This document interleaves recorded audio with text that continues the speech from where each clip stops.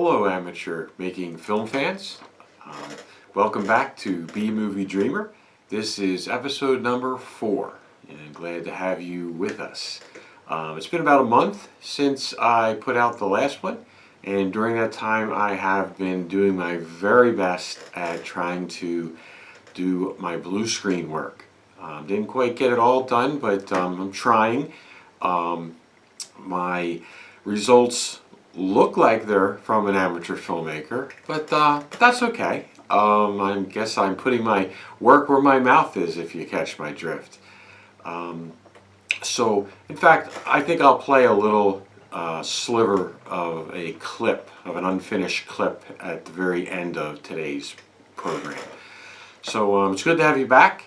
And with that, why don't we just go right into it and say hello to Luna. Hello again, Luna. Hello, Paul. You know, you sound a little different today. Well, I may have been adjusting some of my servo adjustments, but it's me. It certainly is. What does that mean? Nothing. Nothing at all. So, what questions do you have for me today on how I make my movies? You mean amateur movies, don't you? Yes, I do. Thank you for stressing that point. After all, you don't want to misrepresent your theme. You know. Oh, sorry, little glitch there. You know, an amateur filmmaker making an amateur film showing behind the scenes of your amateur film while you're making the film. In this case, Space Spider. You know, I think I'll look into your programming module after this show is done. So, what's our first question? So, how about you first talk about making your spaceships? Okay, talking about making my spaceships. We discussed this before that I was going to discuss it, so good as time as any. Well, first of all, I always Google things or I look things up on YouTube, and there's a lot of stuff out there telling you how to do all of these different things. Now, I've known about these things for a long time, but it never hurts to look and see some extra work. So first of all, I determined by my script how many ships I really need to make. So I thought, well, let me just make 2 ships. I'm making a patrol boarder ship. It's for the Ranger character. And I'm making a freighter ship. That's for the smuggler character. And basically what I did was I went around and just found all kinds of stuff around the house. Whether it's stuff that's going to be trash or little pieces of this that I could cut off that, you know, I didn't need. And so I collected those sorts of things. Plus, I mentioned this before, kit bashing. So kit bashing basically is either taking entire models already in the box, or if I'm possibly taking like pieces of models that I finished but kept, and you put the parts all around you, and you look at parts, and a lot of times they're gunships or some kind of I don't know, some kind of military ship or airplane or military not device but military vehicle of any kind. And they have a lot of good parts. They have a lot of good guns, good curves, good ledges, things that pop out. If you just use a little here and there, it's not like you're doing anything wrong. So kit bashing is a thing, and it's been a thing for a long, long time. But mostly I use stuff around the house that I can find. And the key to making the ships, believe it or not, is the hot glue gun. The hot glue gun really is your best friend. I didn't like the idea of it at first. I stayed away from it at first, but it really is. It works great, and it will become your best friend. So with that said, let me think if there's anything else about the ships. Well, and of course, after you build, now let me get back to this. You can design the ships you want first. That's a little harder because if you design something and then you try to copy that design, if you're an amateur like myself, well, it's tough to get pieces to fit like that. If you're a pro, or money is no object, you can buy certain things that help you do that. So a lot of times you just sort of take a lot of items and you look it over and you take this piece, you put this piece next to this piece and you go, oh, okay, and then you just keep building from that. So it's pretty neat, and when you get your pieces together and you start putting it together, it looks ridiculous. There's different kinds of colors and all kinds of just all kinds of parts you recognize, and you thought, well, how's this going to be a spaceship? But once you're done that, then most of your stuff in space is gray. It just seems like it's what it is. Some are different colors, but most are gray. So once you spray paint your ship, you just spray paint the whole thing, and it's amazing that this sort of junk that you've put together looks like something that could be out in space. Certainly from these different kind of movies that you might recognize things from. And then after that, you can do a little detail work with some paint, put some colors in if you want. If you want to get really fancy, you want to, you could put holes in your ship, and inside you could put lights, and you could put a battery, or you could hide a cord in some kind of way if you know how to do that. But basically, that's what I've done. And like I said, you can check that kind of thing out on many different YouTube channels. So that's basically about my ships. And you know what? I'm going to show you a couple of pictures right now from the beginning to the end, and just a few pictures. So here we go. Okay, well, here's some photos. This is the Ranger ship, the Border Patrol. It's just put together by several pieces of all different kinds of things. Here we have the freighter. As you can see, a lot of household items. Just you can try just about anything. Just the hot glue gun, put pieces together. Just trying to take all different kinds of angles from it. There's a back angle. Some of the lighting's not great at this point, but that's okay. And now we start to paint them. Here's the back of the Ranger Patrol vessel, and here's this is a nice shot. Nice little bit of detail in there after the silver, or after the gray rather. More angles. You can see different stages of paint. Not a lot of different colors, but like there's just a plain stage without some of the extras we saw earlier. And again, just some more angles. We should be seeing the freighter come up next. That's a really nice looking shot, I think. Now that's nice from the top. You can see some detail being painted into that. There's another shot from the front. Yeah, they really make a difference painted. It's just amazing when you throw this stuff together what it looks like.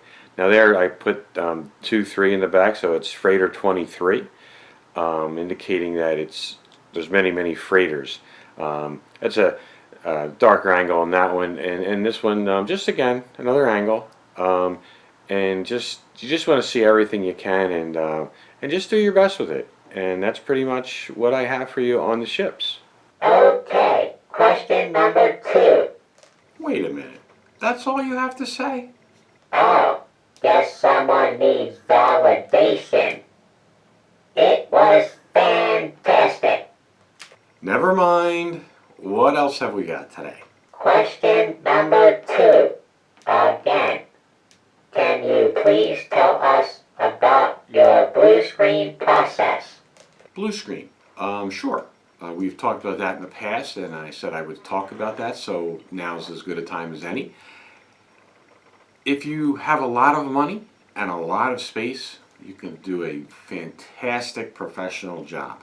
If you don't have either of those two things, like myself, that's okay too, because you can do better than you might think you'd be able to do. It's about materials first. Well, actually, you know what? It's about your computer editing system first. You just need to make sure, you don't want to take for granted that your editing system for your movie can do what they call chroma key, blue screen, green screen, and you don't want to take that for granted, but make sure that your editing program has that. And once they have that, then you'll be okay to go ahead and do this. Now, some people prefer green screen. Some people prefer. Sorry, some people prefer blue screen. So I prefer blue screen, and basically you need a space. And with that space, you're going to blacken any windows that there might be, any sources of light that are coming in, and then you're going to get a piece of blue material. It could be cardboard, like a foam core, a construction paper. Material is best. I do have material. You can just buy material and hang it. You want to get the bluest of blue if you can. It does seem to help. Or you can buy different kits. There's many different things on Amazon, lots of places, and they have like kits. They'll have a blue screen, and they'll put a couple lights inside, and it'll get you started. Now, at the very least, you want a 3-light system. At the very least, you can have more lights, but you have I'll picture a wall, then you have the blue on the wall, and then you're going to need a light. If you're looking at the wall, you're going to need a light on the right and a light on the left, and you're going to need it to be at least a couple of feet from the blue screen, and then you're going to need out of like if you're looking at the lights in the blue screen, then coming towards you. Away from that light, you want to put whatever it is you want to show. In our case, usually the spaceships. So you have like a little platform, but you want to get it far enough away from the blue screen light. If you don't, what tends to happen is when you edit it, that blue screen light can it's called bleeding. It can bleed into your ship, and you are not going to get the whole ship. So you want to make sure of that. And then you're going to need that third light to light the subject, whether it is, in this case, a ship, or whether you're doing a person, whatever it is you're doing. So now you need at least that, and then of course the camera.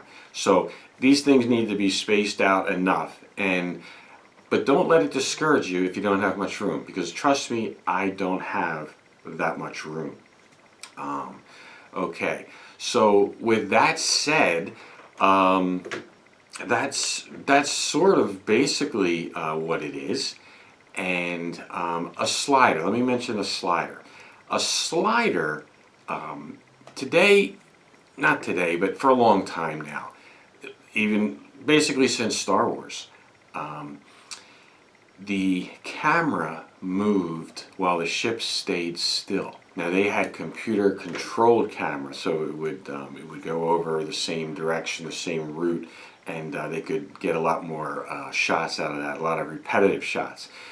Or you can just hand hold your camera, and you can just pan yourself over and around your model that you're doing. But that's very tough because it's shaky. I know there's stabilizers, but it's a little shaky. So there's this item. It's called a slider. Now again, you can buy a slider. You can buy a cheap slider. You can buy an extremely expensive slider. You can make a slider. That's what I ended up doing. I'm not very good actually at making just anything really, but I was able to make my own slider. It's about 5 feet long, and basically it's 2 poles, and it has ends on it so it can sit on something, and then there's a box that you can make of some sort, any kind of you could see it. Again, look at YouTube. just shows you a lot of different ways to do things. Even Google will show you different things like that. But your camera will go on this box that actually, the box actually goes in between the two bars that you have. And basically it slides. So you take it and you just slide it across. So you're sliding it past the model. So if the model's pointed this way and you're passing it this way, so when you take the shot, the ship's going to go the opposite direction. If you start it here and take it this way, again, you turn the ship around, the ship's going to go the other way. You would understand it and figure it out as you went along. But a slider is a really neat kind of thing to have. And so I'll tell you what. Let me show you some pictures of that. I have a couple of the green screen trial I was talking about. I just did that just to see how it would go. It was kind of like a test. And I used green screen on that, and you'll see in these pictures how bizarrely little room I had when I did that. But it presented good results for me, so I knew that the blue screen would work just as well, I just prefer the blue screen. So I'll show you a couple of green screen shots, I'll show you some blue screen shots, and I'll show you a little bit of the slider as well. So hope you like the pictures. Okay, I tried the green screen I was telling you, and I used a piece of cardboard, and I put it in a hallway. Didn't have a lot of space, and I have a little light at the top shining down on my little model you see here. And I'm shooting from the bedroom, and there's the camera on the stand shooting into the green screen. And so, very simple, but it's a good trial. Now here is a camera table dolly that moves back and forth to make the ship move. I was stuck in the basement for a little bit. I had to find a spot, dig a spot out, and here it is. It's set up nicely anyway, and there's my camera on top of my slider. Now here's another picture of my slider. And you can't see it quite clearly. Here's another clear part. Next you're going to see the whole thing laying down. It's about 5 foot long. We've got the camera in the middle. And here's another shot of my setup. You can only see the one light up. Now you can see that both lights for the blue screen, keeping it even. And here's a ship. Now you notice the lights on each side is a little brighter, but the middle is even lighting. And even it has leeway for the bright spots too. Here's another shot. I moved to a bedroom. That was nice. Here's just yet another shot. And so you can make it work with very little room. You just have to experiment a little bit. And that's about it. Okay, I got it this time. It was fantastic. Last question for today's episode. Last episode, you mentioned something about the plot. Yes, the plot. In our last episode, I said I would divulge the plot to Space Spider. And let me explain one thing first.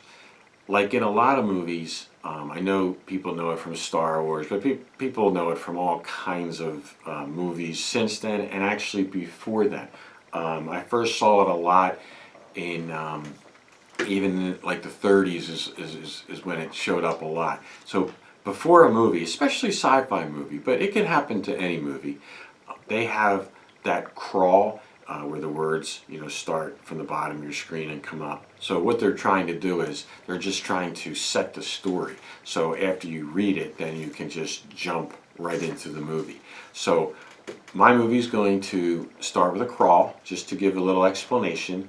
And what I did was I got a couple of copies just so I could read it. It would be really tough for me to memorize. So I'll read you the crawl, and then what I'll do is I'll read you the actual plot. It's just a little tiny summary, and I'll give you the few characters who are in it. Okay? So, so this would be the crawl. The people of Earth have finally colonized the moon. Mining camps are spread throughout the surface. Resources such as helium-3, platinum, gold, rare precious metals, even water are being loaded onto freighters and delivered to Earth. Security precautions are high priority with a strong Earth-to-Moon Border Patrol presence. As history always repeats itself, crime finds a way. So that's my setup, and if you can just picture that in your head, okay. So, and again, I copied this just so I got it completely right for you. Basically, this is the plot of Space Spider. The movie opens with a mysterious object loaded onto a stolen mining freighter on the surface of the moon. The hijacker attempts to deliver said object to Earth for his secret buyer. Moon to Earth Border Patrol gives chase, which plunges the mysterious object, the seller, and the unknown buyer into a thrilling adventure of monstrous proportions. Okay, so hopefully something in there will pique your interest.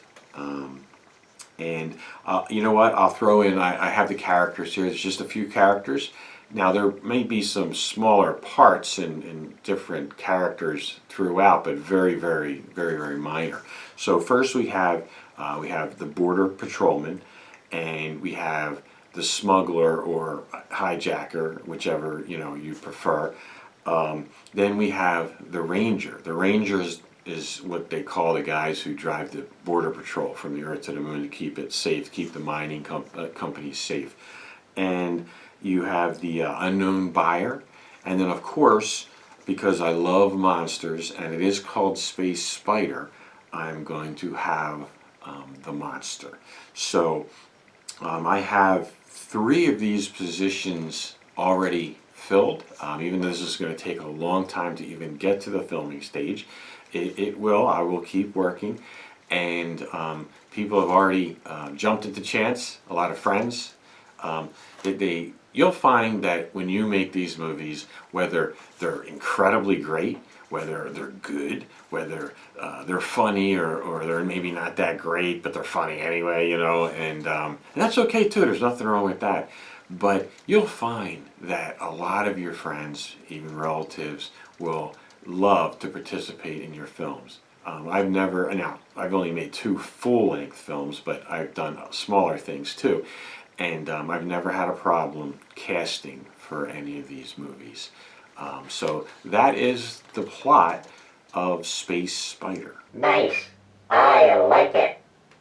That's all the questions I have time for today. Are you in a hurry? Hey, I can have plans.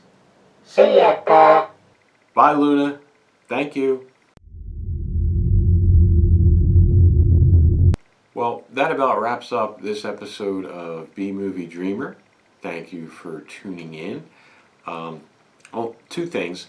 One, I mentioned that an artist friend is working on the poster as we speak. I tried to get a little nibble of a sketch or something from him just so I could show you. That did not come through. I guess he's just steadily at work on the poster, or maybe he doesn't want to show anything until it's done. A lot of people tend to do that. We'll see. I'll still try to maybe get him to show us a little something as these episodes progress. And let's see. So the second thing was, I did promise you a sliver of a blue screen clip that I've been working on. I've worked on many, but I'll leave you with one little clip. And I just want to say thanks again for watching, and I'll see you next time. And stay tuned for the clip, and goodbye.